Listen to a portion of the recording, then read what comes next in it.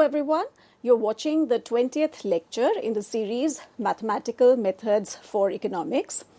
In the previous lecture, lecture 19, we started talking about asymptotes. We discussed vertical and horizontal asymptotes. We learned how to find these asymptotes for a given function if and when they exist. Now, while asymptotes can be straight line asymptotes or even curves, and I have shown you visuals for both categories in the previous lecture, the focus of this course is straight line asymptotes. We have already covered horizontal and vertical asymptotes in this category in the previous lecture. So the next step in the spirit of what we are required to do is to cover the concept of an oblique asymptote, which is also a straight line asymptote. So we're going to cover an oblique asymptote mainly for this lecture, for the theory part. It's also known as a slant asymptote, or it's a non-vertical, non-horizontal asymptote. But before we start talking about the oblique asymptote, let me walk you through the stuff that we're going to cover in today's video. So the plan of action for today is as follows. We will start with a recap. We'll do a quick recap of horizontal and vertical asymptotes. And that's mainly because we'll be needing these, we'll be using these definitions while we do the practice questions. After that, we will bring in the oblique asymptote.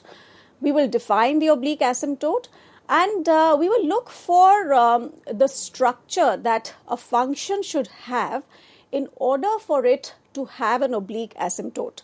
So we're going to look at the properties of a function or the conditions under which a function, a rational function in particular, will have an oblique asymptote.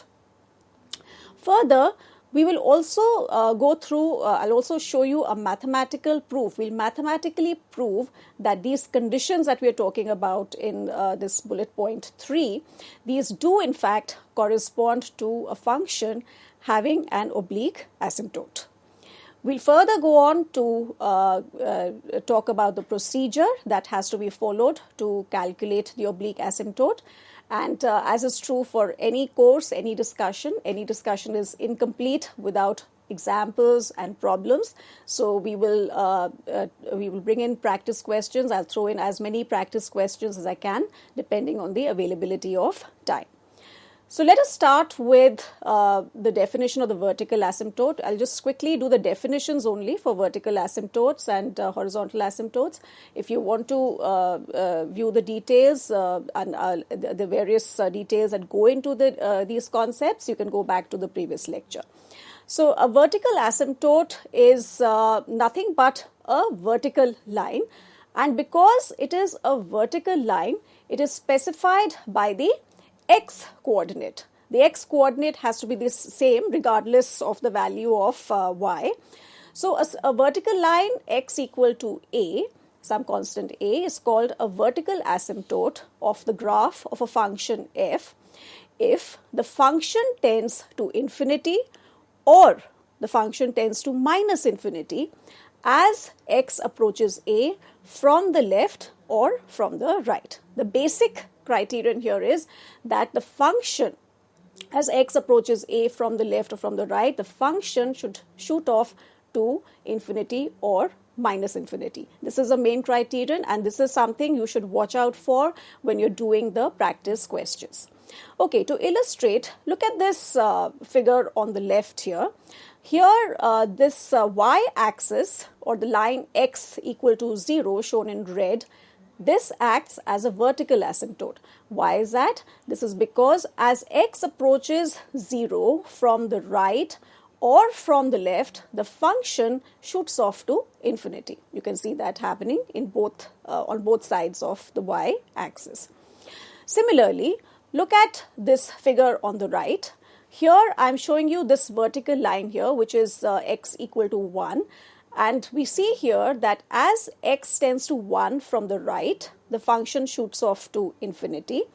And as x tends to 1 from the left, the function shoots off to minus infinity. So you could have these variants, or you could have, it may well be that the function tends to infinity or minus infinity from one side only, or it tends to minus infinity from both sides. So these are variants, but I think you would have got the general drift from this definition, that basically the function has to tend to infinity or minus infinity.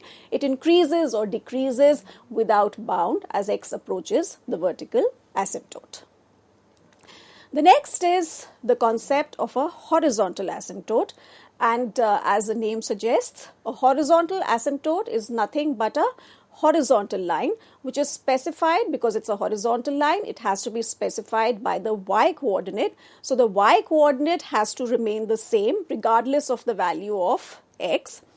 Okay, a horizontal line y equal to L, let's say, is called a horizontal asymptote of the graph of a function f if the limit of the function as x tends to infinity is L, or the limit of the function as x tends to minus infinity is L.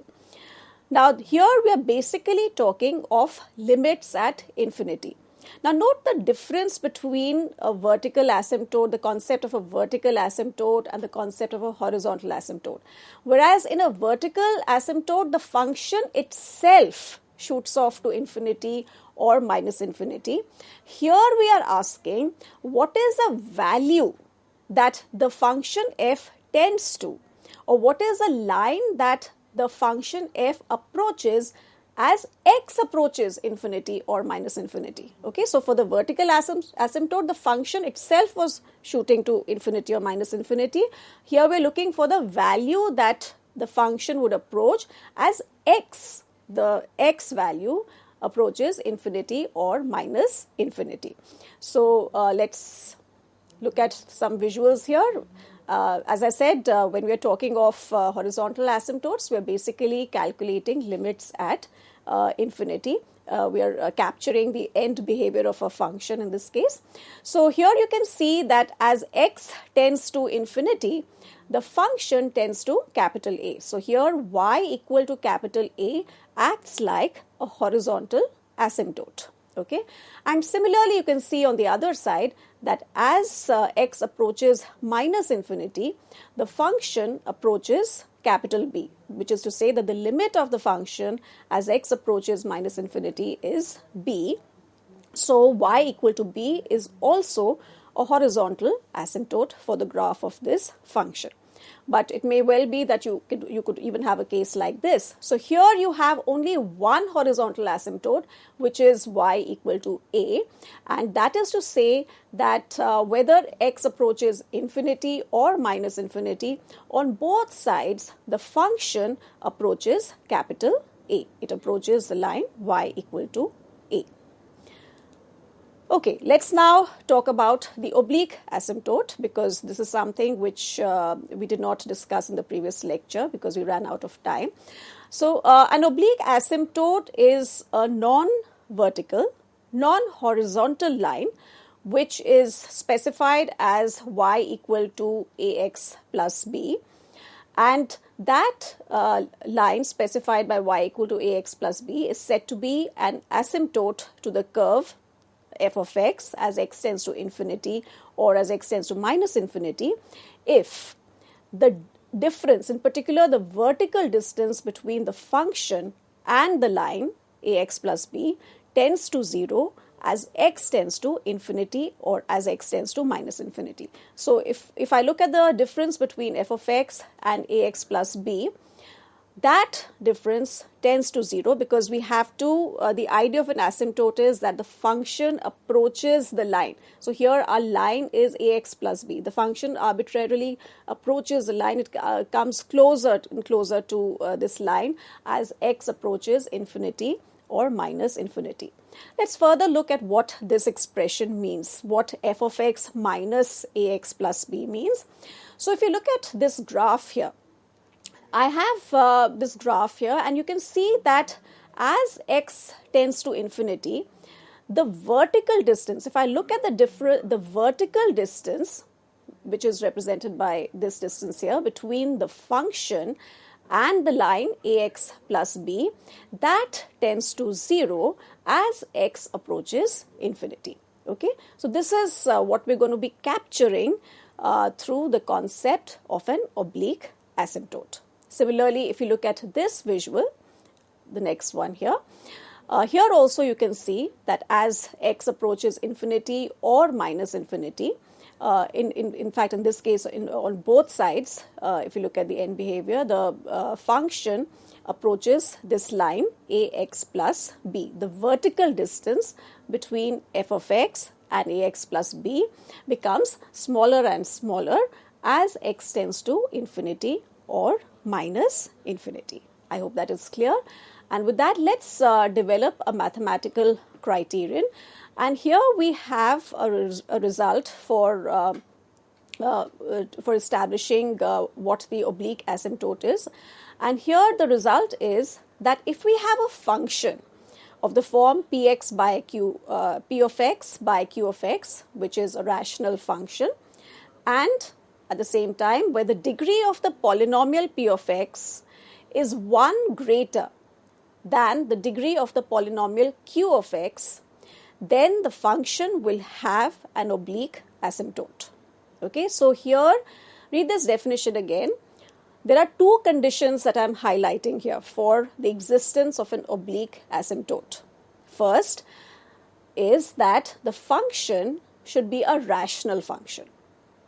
And the second is that the degree of the polynomial in the numerator, which is p of x, has to be 1 greater than that of the polynomial q of x. So let's look at the ramifications of both of these conditions one by one, and we'll also see that these conditions do in fact correspond to the function having an oblique asymptote. We'll look at the proof. But before that, let's first define what a rational function is, because when we're using that term, you should be clear as to what we mean by that term. A rational function is the ratio of two polynomials. So if we have a function of the form p of x divided by q of x, where p of x and q of x are both polynomials. And remember here, because division by 0 is not defined, so here we have to only take into account those values of x in the domain for which the denominator q of x is not equal to 0. Okay, so those values of x for which q of x is equal to 0 will not be part of the domain. That is a crucial condition. So this is what we mean by a rational function. Now the second criterion we are talking about here for the oblique asymptote to exist is that the degree of the numerator has to be 1 more than the degree of the denominator. Let's see what that means and how these conditions that we have talked about, these two conditions, do in fact give us an oblique asymptote. So first of all, note that this function f of x, which is p of x by q of x, rational function, this I can write as ax plus b, okay, plus that ax plus b is a quotient, plus r of x divided by q of x, where r of x is our remainder. I'll just explain this to you. How can we write things in this way?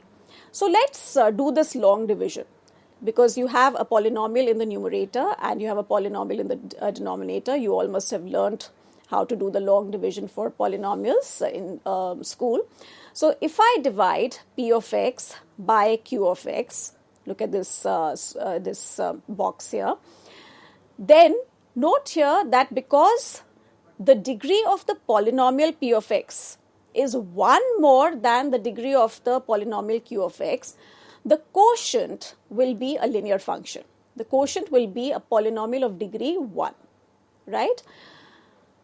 And further, as is true for any division problem, the remainder, because that is the remainder r of x, this has to be of a degree which is less than q of x, the degree of the divisor, because otherwise you'll have to go on dividing. So while the division process, it gets completed when you see that the degree of r of x is less than q of x. Okay.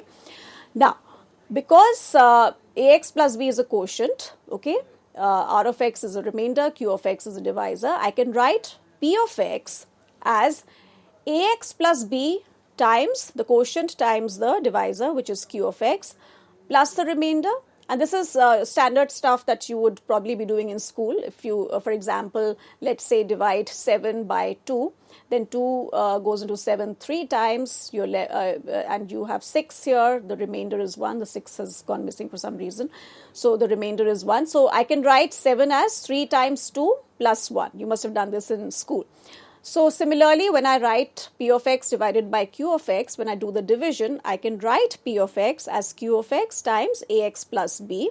And the point to note here is that the quotient here is going to be a polynomial of degree 1, because the degree of p of x is 1 more than the degree of the denominator q of x. If you don't understand this, we'll be doing examples, but take a polynomial p of x which is 1 more. Let's say you take a quadratic in the numerator and let's say a linear function in the denominator, and then you see what the coefficient is. Okay, try it out.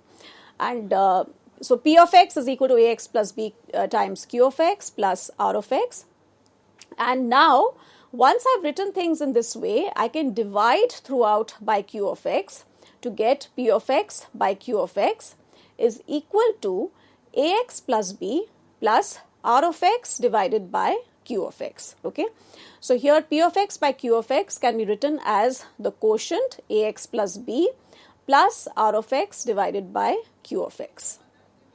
Now note something interesting that is happening here, which is that because a degree of the remainder is less than the degree of the divisor, the degree of the remainder r of x is less than the divisor q of x, the limit as x approaches infinity of r of x by q of x will be 0.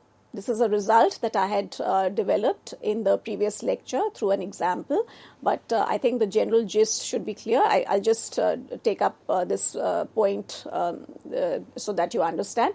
So let's suppose you have a rational function where the degree of the numerator is less than the degree of the denominator. Take this function, for example, x minus 1.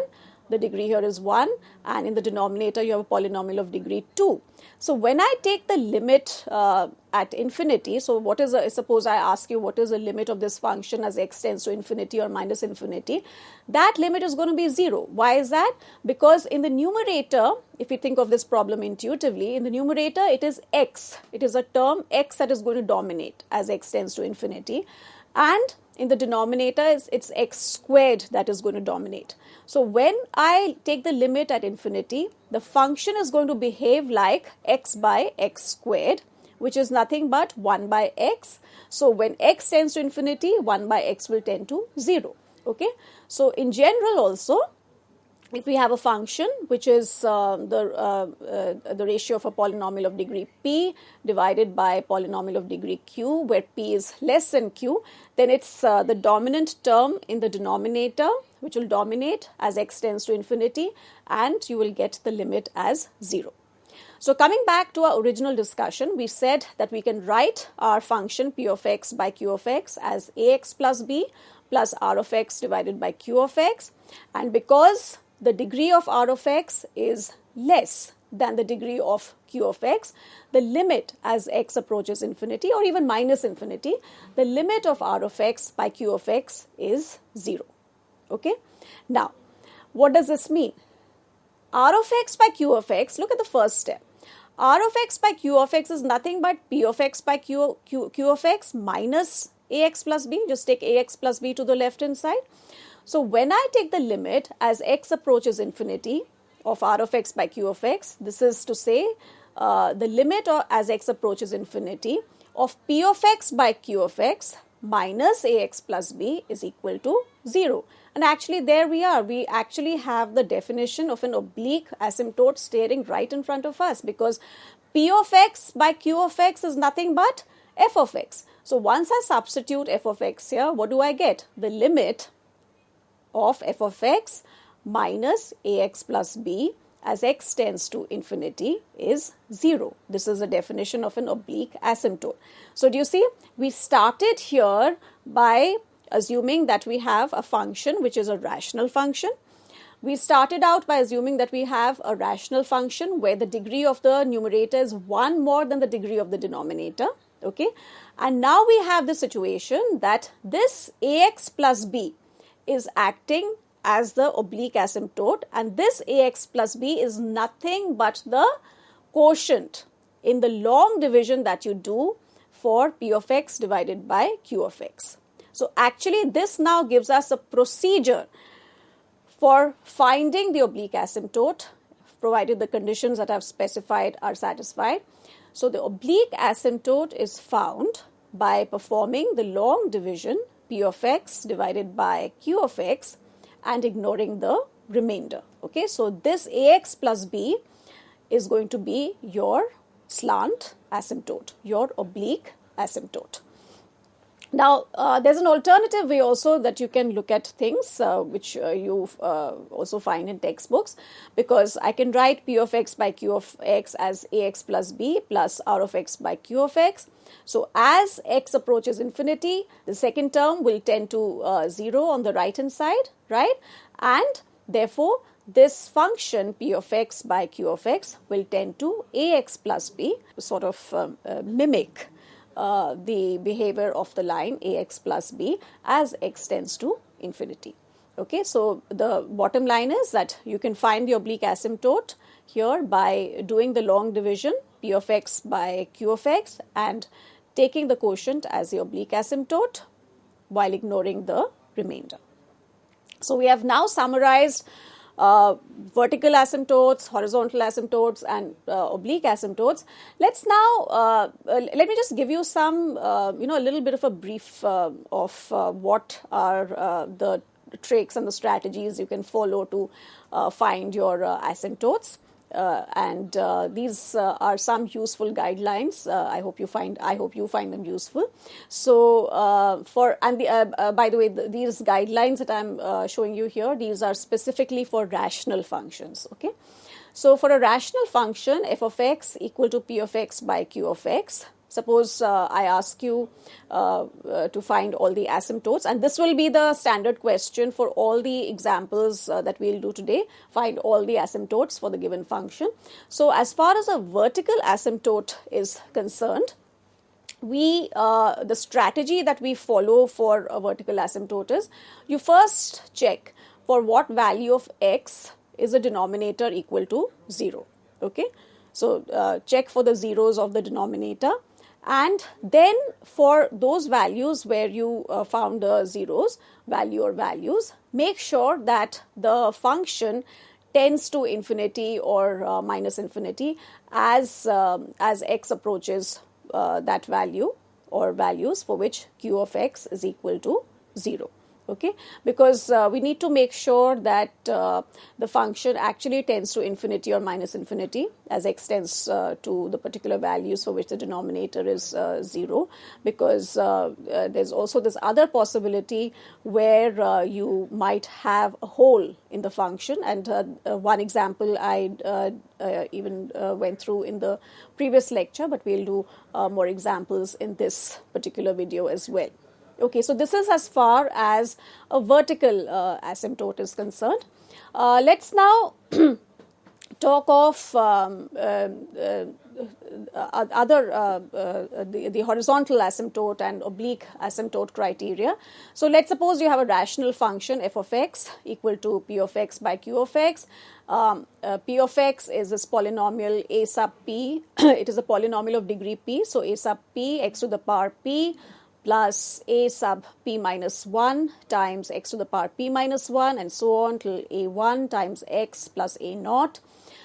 Q of x is equal to b sub q times x to the power q. It's a polynomial of degree q plus b sub q minus 1 times x to the power q minus 1 and so on till b1 x plus b. Note here that p and q are non-negative integers here. And here if the degree of the numerator is less than the degree of the denominator, we just discussed this. In this case, the line y equal to 0 is going to be the horizontal asymptote, right? Because the term in the denominator will dominate as you take the limit at infinity. So the line y equal to 0 is a horizontal asymptote. If p is equal to q, which is to say that the degree of the numerator is equal to the degree of the denominator, then in that case the x terms, the dominant x terms in both the numerator and the denominator will get cancelled as x tends to infinity or minus infinity, and you'll be left with the coefficients of x to the power p and x to the power q, right? So as x tends to infinity, it's a to the power p, x to the power p, a sub p, x to the power p that will dominate. In the denominator, it's b sub q, x to the power q that will dominate. So as x tends to infinity or minus infinity, right? Because p is equal to q, x to the power p and x to the power q will get cancelled, and you'll be left with a sub p divided by b sub q. And if the degree of the numerator is more than the degree of the denominator, we have discussed this even in the previous lecture, the limit does not exist, okay, as x tends to infinity or minus infinity. So there is no horizontal asymptote, but depending on the degree of the numerator vis-a-vis the denominator, you could have an oblique asymptote or a curvilinear asymptote.